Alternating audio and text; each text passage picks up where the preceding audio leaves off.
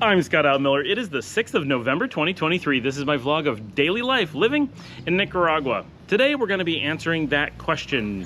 Is Nicaragua really right for me? Maybe. The answer is no. So we're going to talk about that in today's episode. I'm in the middle of my filming marathon. I am doing roughly 3 episodes every day. I'm taking each of my GoPros to its max every day where they're about to overheat, and then I cycle them through in the air conditioning where they're uploading. Yes, my office is air conditioned. It has to be because of the dust, not because of the temperature, although I do appreciate it sometimes because of the temperature as well. And I upload them in continuous fashion from one to the next. Each one gets charged and ready for the next day. So every video you're seeing, remember, I'm recording 3 of these per day, uploading them and editing. It is madness, but we're going to be caught up pretty soon. At this place we have to be, and we're ready for the trip to Bolivia, which is coming up in just a few days. Looking forward to that a lot. The bus is booked at this point. The flights are booked at this point. My paperwork is basically all done. So it looks like everything is moving smoothly forward. Of course, those are famous last words. We got to knock on some wood for that, but that is in motion. It's going to be happening, and it's going to be a lot of really interesting stuff coming from my adventures in South America in about a week. So until then, we're going to be covering more Nicaragua content for you right after the bump.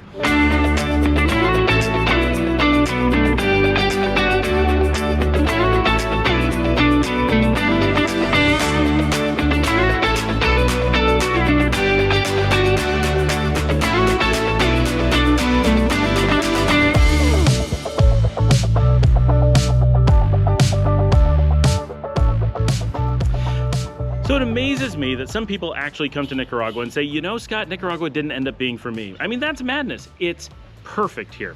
Okay, realistically, it's pretty awesome, but it's not for everybody, and that's important for all of us to realize. It's important for me to realize that I'm telling a lot of you that this is a great place and you should come and you should give it a try, and maybe you want to move here, and that's fantastic. But it's also really important more for you than for me, because I don't really know you, so I'm just making generalizations. But for you specifically, who live in my little GoPro box, watch this show religiously, and know that the things I tell you are very important, you may find that you get really excited about coming to Nicaragua, as you should. And you come here as part of the initial investigation into places that you should look at moving to around the world, assuming that you're looking at relocation as a possibility at all. If you have never looked at relocation as a possibility, stop for a moment and think about it. It's something that may be far more within your reach than you realize. And we're going to talk about a little bit of that shortly. But if you have been considering it and you're wondering where you should go, there's a lot of great possibilities around the world, maybe more than 100 really good countries, just as starting points. And a lot of those places have lots of regions that are very different and could give you very different feelings or experiences even within a single country. Argentina being a great example. If you're moving to Buenos Aires, you're going to get a completely different experience than if you're moving to Mendoza, which is again very different than Salta or the Pampas or Ushuaia. So even within a single country, you may have big choices to make. Here in Nicaragua, we tend to be a little bit more homogenous, but even here, choosing between the beach or the city or the mountains or the capital or the island or San Juan del Sur are very different experiences, and the way you view your time in Nicaragua will be dramatically different depending on which one you choose and which neighborhood you choose and things like that. And that's true anywhere, so that's not a particular uniqueness to the region. But it is something that people often forget, that everyone's experience can be wildly different even within the same small country like Nicaragua. But when you're looking at relocation worldwide, when you're looking at, wow, I suddenly realized that I am free from the place that I was born, I have the opportunity, and this is a great thing, to simply be in a position to choose deterministically where I'm going to live. You get to look at a globe and spin it, or if you're a flat earther, just, you know, a flat piece of paper and spin it around and look at the map and say, where do I want to go? Where do I want to live? Given all the things I know about weather and food and language and dancing and concerts and mountains and activities and all internet access and all these things, where would I prefer to be? And that's an amazing position to be in. And most of the people watching my show are in that position. Some of you watching are Nicaraguans, and you may not have that opportunity, and you're watching the show because you live in such a great place. It's good for you to know that so many people worldwide wishing that they could move here don't realize that it's often within their reach. and that this is a place that people heavily desire getting to go to once they find out about it. The problem is, for many people, that they never have a chance to find out about it, but this is where I'm going to tell you on the show, you should, when you're looking at relocating around the world, something that I did when my family was first getting ready to relocate. First, we did a huge 2-month-long backpacking trip where we went to country after country, 9 countries, something like 11 different unique regions throughout Europe, and went from place to place to determine which places made sense for us. We learned so much about Europe and travel and ourselves on that trip that we were much better prepared to be able to make relocation decisions from having done that. Sorry, I had so many people yelling from inside the house just over my shoulder that I couldn't concentrate, and I was worried that it was making sound on the show. From having done that trip, we knew so much more about ourselves. We were prepared to make much better decisions. And just a few years later, after having done a lot of prep and getting our lives in order, and we had small children, so it made it a lot more complicated for us, and we simply stalled in ways that now we regret. We should have moved on much more rapidly. But given a little bit of time, we were prepared to go out and begin an adventurous process of moving from country to country relatively rapidly, but not backpacking, but actually moving to those countries, renting an apartment, and living in a place and raising our kids there. We homeschooled and did a lot of things, but we shopped at the local grocery store. We got to know the local, vegetable sellers. We got to know little villages. We didn't move to big cities. Normally we moved to tiny villages and tried lots of different parts of the world, like southeastern Spain and the island of Crete in Greece, Noto in Sicily in southern Italy, central Transylvania in Romania, or the capital of Kiev in Ukraine, just to name a few. We lived in those places, and it was amazing experiences and taught us so much more about what we liked about different places that we lived, what things we wanted to look for, what things didn't work for us, things that we had misconceptions about, and so forth. It was an incredible experience, and by doing that first exploratory mission and then the years of moving rapidly from place to place, we gathered so much knowledge about relocation that we were able to make really strong decisions about a permanent base, which ended up being here in Nicaragua, that worked out perfectly for us. And I had an exciting conversation on the morning that I'm recording this video with Valentina, who is the person who makes the thumbnails for the show. Normally, she's been on vacation in Europe for the last few months. And we were talking this morning about my experiences because she actually came to work for me really close following the end of that exploratory relocation years and just before we ended up moving to Nicaragua. So she's known me in the post migration period, if you will. And so she didn't have a lot of firsthand knowledge of what it was like for me during those years. And we were talking about that a bit and talking about, because she's much younger, the opportunities that she has at her age and with her job, and that she can pack up and do very similar things now. And it really, even, making this show with me, and she's been on the show, go see my episodes from Guatemala last year, that these things were within her grasp, that she could just pack up and start moving and relocating and living abroad and exploring the world as a slow traveler or a very rapid relocator is something that was completely within her grasp, and not something she could do someday, but something she could do right now, that she could pack up and leave more or less tomorrow. There's nothing holding her back. She has the computer to do it. She has the job to do it. She has the spouse and everything in place that all she has to do is go, why aren't we doing this? Gone. Make it happen. And it was a great conversation. And some of those things that we learned from that I think you guys, if you haven't done this, and very few of you have, but a lot of you are interested in it, should do is start thinking about that first step. Nicaragua is an amazing first step. It was not our first step. Our first step was Spain, which is also an amazing first step. So we're glad we did it. Spain taught us a lot. It is a very soft introduction to good international travel. And previous to that, we had traveled other places extensively, but that was the first time that we actually packed up and moved to a location and put in a bunch of time living somewhere. And it was a great introduction for that. It was very easy for us. It was affordable, but it wasn't the cheapest. It was kind of a middle ground in a lot of ways. But it's insanely safe. It's insanely welcoming. It's got the infrastructure for everything you need. Later, when we came to Nicaragua, which was our third country, we were ready for a little bit more of an adventure. But Nicaragua also makes a good starting point because it's so close to so many people physically as to where they might be starting. It's so affordable. It's so safe as well. Not quite as safe as Spain, but what is? Romania is safer than Spain, okay, but it's still, it's in that range of crazy safe places where you really don't have to worry about it, whether it's kids or retirees or a family or you're a single. these are really safe locations that should, in almost all cases, be safer than anywhere you've likely to be coming from. Unless you're from like rural Canada, then it's about the same. So coming to a place like Nicaragua, even if you have no idea if this is going to work for you, you have no idea, as long as you can't completely rule it out, it's a really great place to come and test the waters, learn some of the ropes, and consider moving on and coming back once you've had time to explore some other places. Come back and see Nicaragua through a different lens. Nicaragua is one of the unique opportunities around the world for living in, and I think for a lot of people, if you do a lot of research, if you spend a lot of time looking into it, you will come back and say, Scott's right. With years of research, Nicaragua does come to the top of our list. How did we miss it the first time, right? That's often the case. That's something that may happen to you.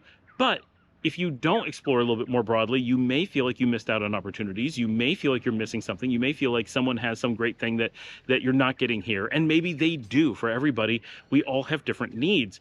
I say this a lot. If I wasn't living in Nicaragua, I would choose Guatemala. I love being up in Guatemala. It's a really great option for me. I would be absolutely happy there. I'd also be absolutely happy in Panama. I know I can make myself happy in Salvador or Honduras. There's a lot of options for me just in this region, let alone if I go farther afield. It's very easy for me to find a place that I like living. I'm very flexible in that way.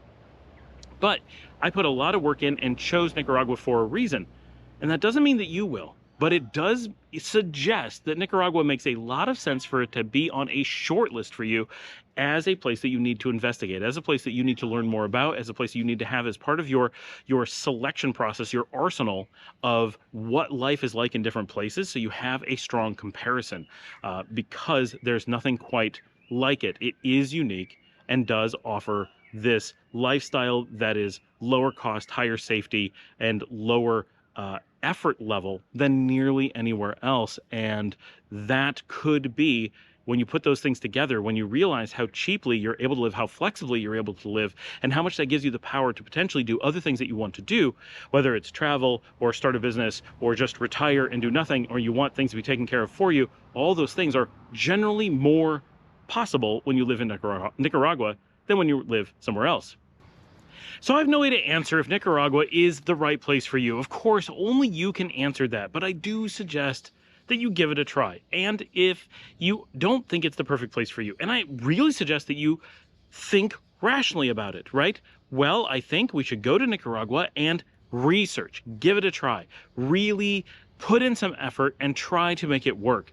And if it works and it's the right place for you, that's amazing. You've made the jump. And if it's not, take some time and really think about the things, there's a spider web, really think about the things that don't work well for you. Is it, as with a lot of people that I know who've come here, generally they don't give it enough time, and that's part of the problem. You have to give it a minimum of 3 months to have any hope of acclimating to the weather in any way whatsoever. But assuming you came and gave it a minimum of 4 or 5 months, give it that 180 days, really put in that effort, make sure that the weather is something you cannot handle. But the majority of people that I know who tell me, well, we came to Nicaragua, we really tried to give it a good shot, and then discovered, at least of those people who talk reasonably about a place, right? I have some people who say things that you know ahead of time they're not going to like Nicaragua, right? Like they give examples of why they want to move out of the United States or wherever they're coming from, and they'll say exactly the polar opposite. They'll basically say the United States is becoming too much like Nicaragua, and then without saying it, right, they'll be like, oh, they're going to have universal health care. Well, Nicaragua has universal health care, so when they get here and find universal health care, they're really upset about it, just like they were in the place that didn't have it, but they were afraid it might someday, right? It's weird to jump from they might do it to they actually do it and be upset less when it just doesn't make any sense. So as you can imagine, those people get here and they're generally pretty disenchanted. But a lot of people who think it's going to be amazing, they watch my channel, then they get here and they say, boy, Scott, it is hot. Hotter than I ever imagined. I had no idea a place could be so hot, which I actually find surprising. I thought that when I first came down and visited, but once I lived here for a while, I don't have that feeling at all. And I'm from a cold area. I really do like it cold. The even weather does make it far more approachable and survivable than it seems. And never do the temperatures hit what I'm used to in places like Arizona and Texas. Not even close. So why people from those places find it so warm, I'm always confused. But even if you give it that shake and you're here and you say, you know what, I love so much about it, the food and the people and the culture and the language and all these things are so great, but it's too hot, Scott, I can't do it. Great. You've learned a lot of things about yourself, including your tolerance for temperatures. Now we have something to work from. If you truly do love everything about Nicaragua, but you don't like the temperatures, we have some really solid information to work with. And by all means, if this is describing you or you think it's going to, get down in those comments. Let's talk about this. Ask your questions. Tell me what it is that you've experienced or think you're going to experience, and let's talk about ways that you would mitigate that. But some of the ways that you would mitigate that are pretty straightforward, such as we need to look at El Salvador and, more importantly, Guatemala, where a lot of the culture is copied, not copied, but you know what I mean, and the temperatures are dramatically lower. Maybe some of you come here, and I've not really heard this, but I know it happens.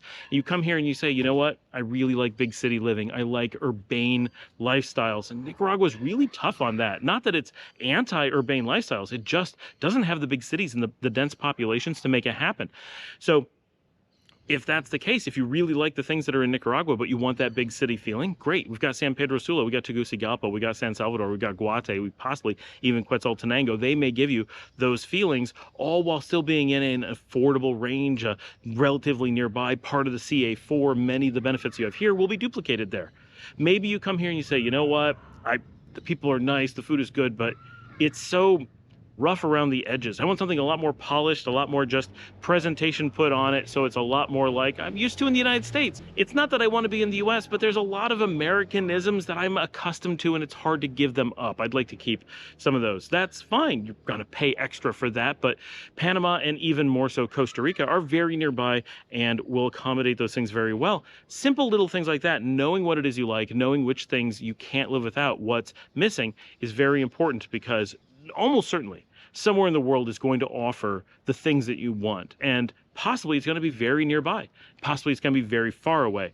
But starting, just getting out the door, making that initial move where you say, you know what, I'm going to pack up my stuff, maybe not sell my house, maybe I'm going to start by just traveling and keeping a home, maybe you'll rent it out, but you have a way to go back.